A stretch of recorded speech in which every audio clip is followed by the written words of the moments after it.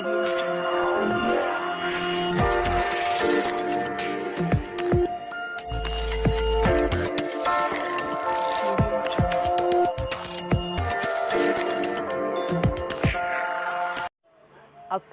আলাইকুম। সকল ধর্মের ভাইদেরকে শুভেচ্ছা। আশা করি সবাই ভালো আছেন। আজকে আমরা এই ভিডিও থেকে মোবাইল ফোনের অতি গুরুত্বপূর্ণ একটি প্রবলেমের কাজ শিখব। সেটা হলো চার্জিং ইরর। চার্জিং ইরর আসলে কিভাবে আপনি সেটাকে সমাধান করবেন, আর সমাধান যদি নাও করতে পারেন অন্তত যেন বুঝতে পারেন যে চার্জিং ইরর প্রবলেমটা এইখান থেকে আসছে, এটা সমাধান হবে না। ফোন চার্জে দেওয়ার পর সঙ্গে সঙ্গে চার্জিং ইরর অথবা 1 মিনিট 2 মিনিট 5 মিনিট পরেও একটি প্রবলেম আসে, সেটা হলো চার্জিং ইরর। মোবাইল ফোনে যে ভাষাটি দেওয়া থাকে চার্জিংয়ের প্রবলেম হলে সেটি এলসিডিতে দেখা দেয়। চার্জিং ইরর, চার্জ সমস্যা, চার্জ ভুল, এরকম বিভিন্ন রকমের প্রবলেম হয়ে থাকে। সেগুলো কিভাবে সমাধান করা যায় তার বিস্তারিত আলোচনা করব। চার্জিংয়ের একটি গুরুত্বপূর্ণ বিষয় আমাদের জেনে নেওয়া প্রয়োজন। দেখুন, আমার দেখা কিছু আইসির পরিচিতি দেই। যেমন এইখানে আছে একটি 6 পিনের চার্জিং আইসি, এছাড়াও এখানে আছে একটি 8 পিনের চার্জিং আইসি, এবং এইখানে আছে একটি ছোট 6 পিনের চার্জিং আইসি। এছাড়াও এইখানে দেখুন একটি 3 পিনের চার্জিং আইসি।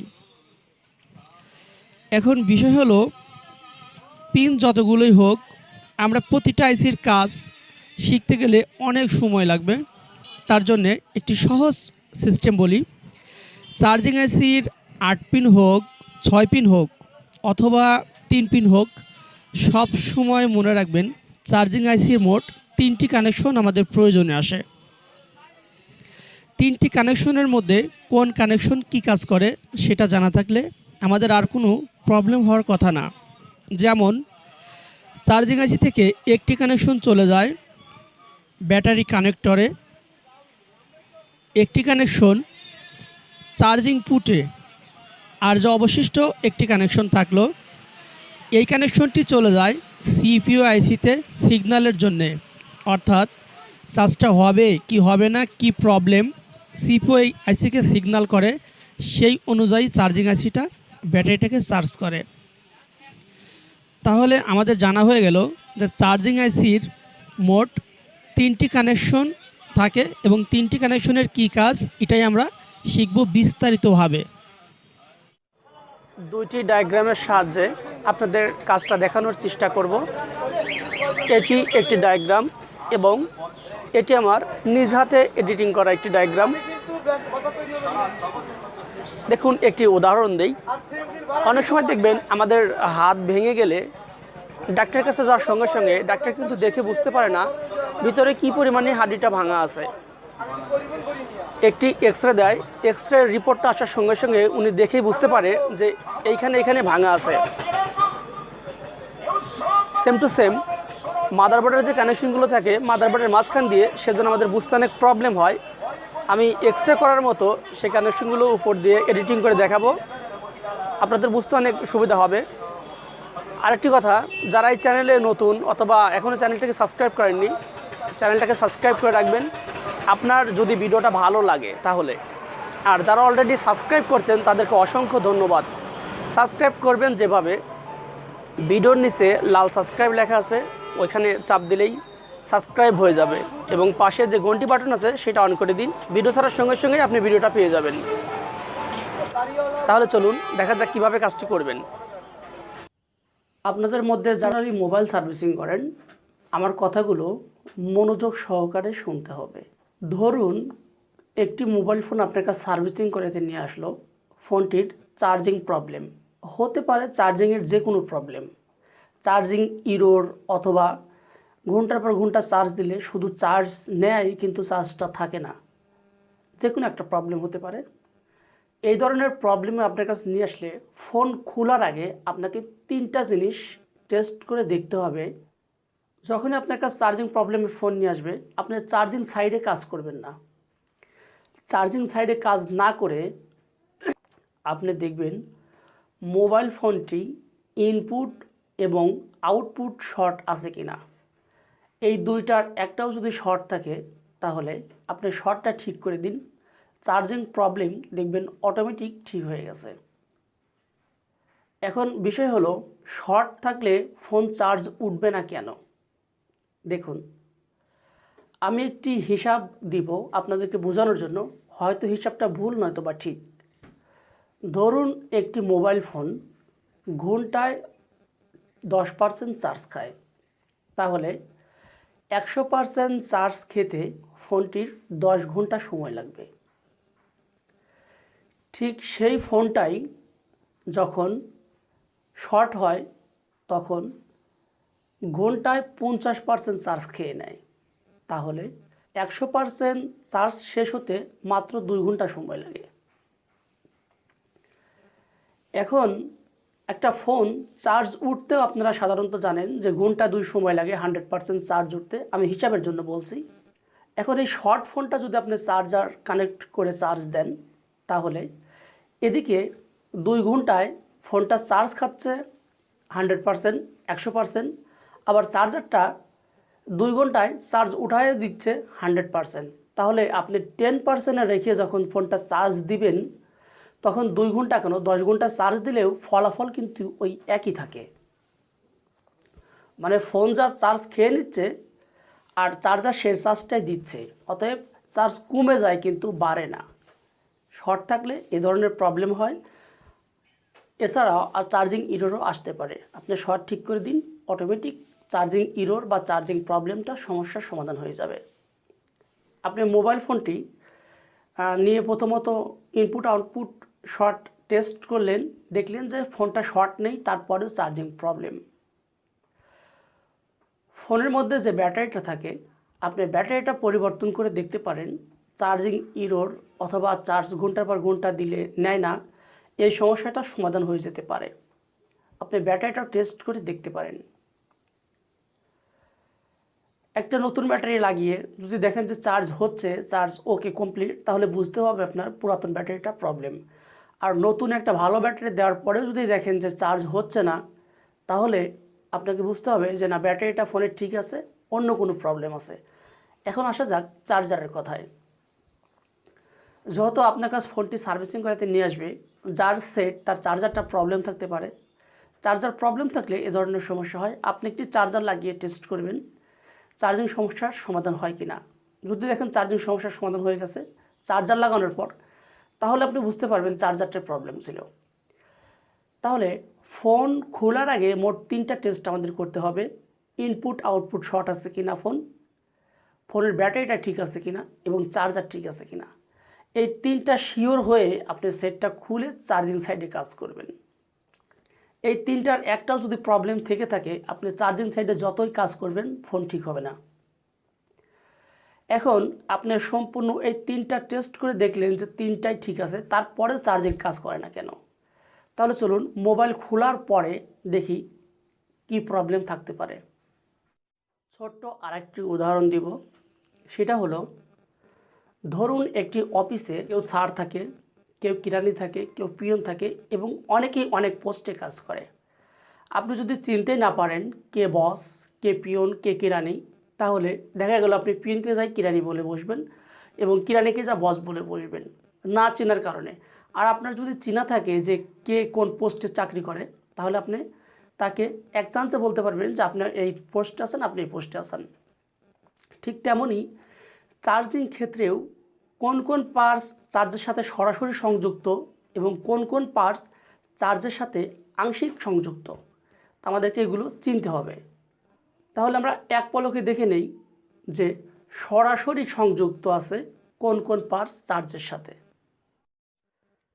দেখুন এইখানে চার্জের সাথে সরাসরি সংযুক্ত এটা হলো চার্জিং সকেট বা চার্জিং পুট। আমরা যখনই চার্জারটা প্রবেশ করিয়ে দেই এই পাশে নেগেটিভ ভোল্ট এবং এই পাশে পজিটিভ 5 ভোল্ট চলে আসে। এখন এই ভোল্ট নেগেটিভ কানেকশনটা ডাইরেক্টলি কানেক্টরে থাকে, শুধু পজিটিভ কানেকশনটা কানেক্টরে আসলেই ব্যাটারিটা চার্জ হবে। কিন্তু এই পজিটিভ কানেকশনটা ব্যাটারি কানেক্টর পর্যন্ত আসতে মোট কয়টা পার্টসের সম্মুখীন হয় আমরা দেখব। এইখানে দেখুন একটি রেজিস্ট্যান্স আছে। অনেক ফোনে এই রেজিস্ট্যান্সটা দেয়া থাকে না, একদম ডাইরেক্টলি চার্জিং আইসিতে কানেকশন দেয়া থাকে। আবার অনেক ফোনে এই রেজিস্ট্যান্সটা দেয়া থাকে, তার জন্য আমি রেজিস্ট্যান্সটা এখানে দিয়ে দিছি, আপনারা বুঝে নেবেন। তাহলে এই চার্জিং পোর্ট থেকে সরাসরি চলে আসে চার্জিং আইসিতে, এবং চার্জিং আইসি থেকে চলে আসে এই 4টা যে পিন আছে, এই 4টা পিনের মধ্যে 4টা পিন একত্রে হয়ে একটা কানেকশন। এই পাশে এইখান থেকে কানেকশনটা চলে আসে এই রেজিস্ট্যান্স থেকে সরাসরি ব্যাটারি কানেক্টরে। তাহলে পার্টস থাকলেও কিন্তু মোট এখানে ধরতে গেলে 2টা, একটা আইসি এবং একটি রেজিস্ট্যান্স। এই 2টা পার্টসের সাহায্যেই এখানে ব্যাটারিটা চার্জ ওঠে। যখনই আমরা এই চার্জিং কানেকশনের এই 2টা কানেকশন রাং দিয়ে একত্র করে দেব, তখন ফোনের সিগন্যালটা আর আসবে না, কিন্তু ফোন নষ্ট থাকলেও কিন্তু চার্জ হবে, কারণ এখানে কানেকশনটা ডাইরেক্ট করা হলো। শুধু এতটুকু একটা কাজ আমাদের এত বিরক্ত করে কেন? আমরা এই চার্জিং সকেট থেকে শুরু করব ভোল্টেজটা নিয়ে এসে ব্যাটারি কানেক্টর পর্যন্ত দেয়ার। যখনই আমরা চার্জার কানেক্ট করে দেই চার্জিং সকেটের মধ্যে, সঙ্গে সঙ্গে এই পাশে 5 ভোল্ট চলে আসে চার্জারের যে ভোল্ট, সেই ভোল্টের নেগেটিভ কানেকশনটা চলে যায় ব্যাটারি কানেক্টরে, এবং পজিটিভ কানেকশনটা চলে আসে একটা কানেকশন সিপিইউর মধ্যে, এবং আরেকটা কানেকশন চলে যায় চার্জিং আইসির এই পিনে, এবং এই পজিটিভ থেকেই রেজিস্ট্যান্সের সাহায্যে একটা কানেকশন চলে আসে ট্রানজিস্টরের মধ্যে। এই ট্রানজিস্টরের মধ্যে কানেকশনটা আসার কারণ, এই ট্রানজিস্টর একটা পার্টস, এইটা চলতে একটা ভোল্টেজের প্রয়োজন হয়, তাই এই রেজিস্ট্যান্সের মাধ্যম দিয়ে এই ট্রানজিস্টরকে একটা ভোল্ট দেওয়া হয় যেন ট্রানজিস্টরটা কাজ করতে পারে। আর এই ট্রানজিস্টরটা কাজ করে চার্জিংয়ের ক্ষেত্রে মিডিয়া হিসেবে। এই সিপিইউ আইসি এই ট্রানজিস্টরটাকে অর্ডার করে চার্জটা ওঠার জন্য, এবং এই ট্রানজিস্টরটা এইখান থেকে সিগন্যাল পাঠিয়ে দেয় এই পিনে। এই পিন থেকে সিগন্যাল চলে আসে সরাসরি আইসির এই পিনে। যখনই এই পিনে আইসির সিগন্যালটা চলে আসবে, এইখানে একটা রেকটিফায়ারে পরিণত হয়। যখনই রেকটিফায়ারে পরিণত হয়, রেকটিফায়ারের এই পাশে থাকে নেগেটিভ, এই পাশে থাকে পজিটিভ। এই রেকটিফায়ার দিয়ে পজিটিভ কানেকশনটা এই পাশে চলে আসে, এবং এইখানে আসার সঙ্গে সঙ্গে এই ট্রানজিস্টর হয়ে চলে আসে ব্যাটারি কানেক্টরে। এখন দেখুন, এই চার্জিং আইসি কিন্তু কখনোই এলসিডির সিগন্যাল হিসেবে কাজ করে না। আমরা অনেকেই মনে করি যে চার্জিং আইসিটাই হয়তো সব কিছু। আসলে চার্জিং আইসি মূলত কিছুই না। চার্জিং আইসি হলো শুধু একটি রেকটিফায়ারে রূপান্তরিত হওয়া একটি পার্টস। যখনই এই পিনে সিগন্যাল পাঠাবে সিপিইউ আইসি, সঙ্গে সঙ্গে এই চার্জিং আইসিটা একটা রেকটিফায়ারে রূপান্তরিত হয়। আর যখনই এই পিনে সিগন্যাল না পাঠায়, তখন এই রেকটিফায়ারটা কেটে যায়, মানে রেকটিফায়ারটা বন্ধ হয়ে যায়, আর চার্জটা হয় না। এখন চার্জিং ইরর আসার কারণটা কি? দেখুন, আমি আবার একটা কথা বলে দেই। এখানে যে ট্রানজিস্টরটা আছে, এই ট্রানজিস্টরের এই পিনটায় পজিটিভ কানেকশন থাকে এই ট্রানজিস্টরটাকে চালানোর জন্য, এই ট্রানজিস্টরটা যেন অন থাকে। আর এইখান থেকে এই পিনে একটা রেজিস্ট্যান্সের মাধ্যম দিয়ে কানেকশন আসে। এই ট্রানজিস্টরটা এই আইসিকে একটা অর্ডার করে যে চার্জ কানেক্ট করা হয়েছে। এই চার্জিং আইসি কখনোই বুঝতে পারে না যে চার্জারটা কানেক্ট করছে। তার একটা উদাহরণ দেই। আপনারা চার্জিং আইসি খোলার পরেও চার্জার পিন প্রবেশ করিয়ে দেখবেন যে এলসিডিতে চার্জিং সিগন্যাল হচ্ছে, অর্থাৎ চার্জিং আইসি কখনোই সিগন্যালের জন্য কাজ করে না। সিগন্যালের জন্য কাজ করে সরাসরি সিপিইউ আইসি। এখান থেকে পজিটিভ কানেকশনটা চলে যায় সিপিইউ আইসিতে, এবং সিপিইউ সিগন্যাল করে ট্রানজিস্টরটাকে, ট্রানজিস্টর সিগন্যাল করে এই আইসির এই পিনে একটা রেকটিফায়ার রূপান্তরিত হওয়ার জন্য। আইসির কাজ শুধু একটা রেকটিফায়ার হওয়া, চার্জিং আইসির কাজ। এখন দেখুন চার্জিং ইরর আসে কেন তাহলে? Phone short, input output short নেই, ব্যাটারি ঠিক আছে, এবং চার্জার ঠিক আছে, তারপরেও চার্জিং এরর আসছে।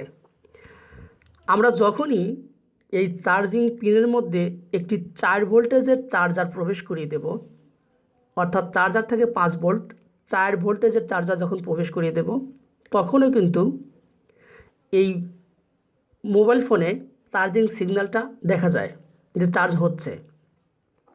কিন্তু কিছু সময় পরে দেখা যায় যে চার্জিং ইরর বা চার্জ ভুল, নানান রকমের সমস্যা দেখা যায়। এটা দেখা যায় কেন? এই চার্জিং আইসি কখনোই এই চার্জারটাকে দোষ দেয় না। এই চার্জিং আইসি কখনোই বলে না যে চার্জারটা প্রবলেম, ট্রানজিস্টরটাও বলে না চার্জারটা প্রবলেম। এইখান থেকে যে পজিটিভ কানেকশন চলে আসে সিপিওর মধ্যে, এই সিপিওটা একটা ব্রেন, সেটের একটা ব্রেন। এই সিপিও বুঝতে পারে যে এখানে 4 ভোল্টের চার্জার লাগানো হয়েছে, এজন্য একটু সময় চার্জ হওয়ার পর এখানে একটা কমান্ড দেয়া থাকে, একটি সিস্টেম থাকে যে ফোনটা 2 মিনিটে বা 3 মিনিটে কতটুকু পার্সেন্ট চার্জ হবে। যখন এখানে 4 ভোল্ট থাকে, এই সিপিওসি বুঝতে পারে যে 4 ভোল্ট কি 5 ভোল্ট লাগানো হয়েছে। যখন আপনি 4 ভোল্টের একটা চার্জার দিবেন, সিপিও বুঝে যায় যে 4 ভোল্টের চার্জার আছে। একটু সময় চার্জ দেখানোর পরেই এই ট্রানজিস্টরটাকে সিগন্যাল করে যে ভুল চার্জার লাগানো হয়েছে। ট্রানজিস্টরও সঙ্গে সঙ্গে এই পিনের সিগন্যাল পাঠিয়ে দেয়, আর এই পিন থেকে সিগন্যাল চলে যায় আইসির মধ্যে।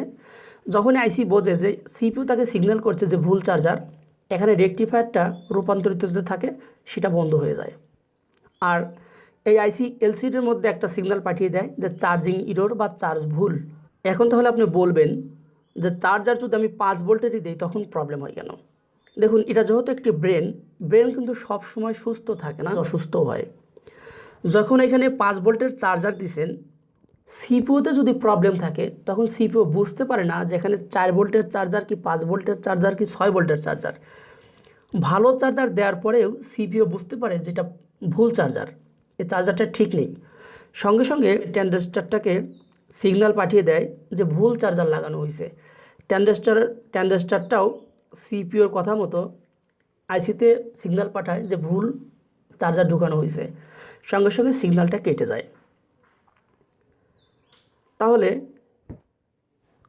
সিপিইউ যদি প্রবলেম থাকে, সব কিছু ঠিক থাকার পরেও যখন দেখবেন চার্জিং প্রবলেম কোনোভাবেই ঠিক হচ্ছে না, আপনাকে বুঝতে হবে যে সিপিইউতে প্রবলেম আছে চার্জিং ইররের জন্য।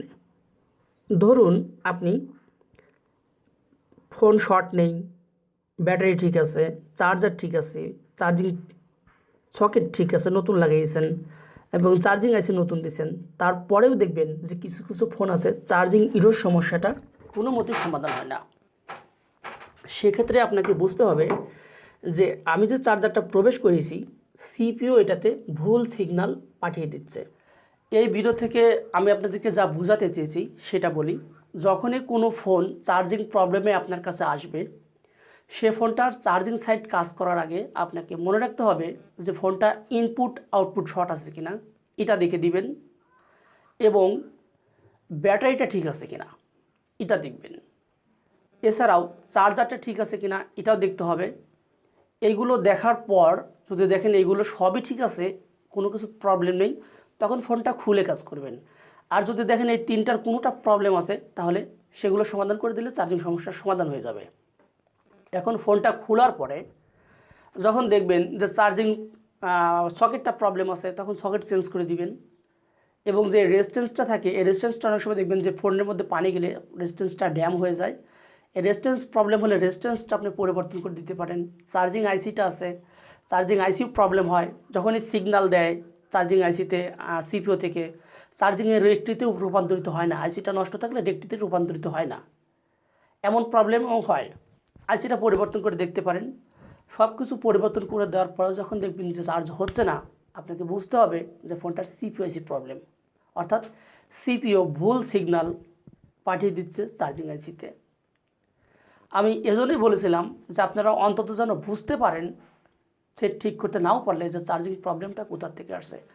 আর একটা কথা বলি, সাধারণত চার্জিং প্রবলেম সিপিইউ আইসি থেকে খুব কম হয়। বেশি সমস্যা হয় ব্যাটারির প্রবলেমের কারণে চার্জিং ইরর লেখাটা আসে, শর্ট থাকার কারণে চার্জিং ইরর লেখাটা আসে, চার্জিং পুট নষ্ট হওয়ার কারণে চার্জ হয় না, অথবা অনেক সময় চার্জ নিতে নিতে যখন দেখে সিপিও যখন ব্যাটারিতে চার্জ জমায় না তখন চার্জিং ইরর লেখাটা আসে। আমি যতটুকু পারলাম আপনাকে বোঝানোর চেষ্টা করলাম, বাদ বাকি আপনারা নিজে নিজে চেষ্টা করবেন, তাহলে অনেক ভালো বুঝতে পারবেন। সবাই ভালো থাকবেন। আল্লাহ হাফেজ।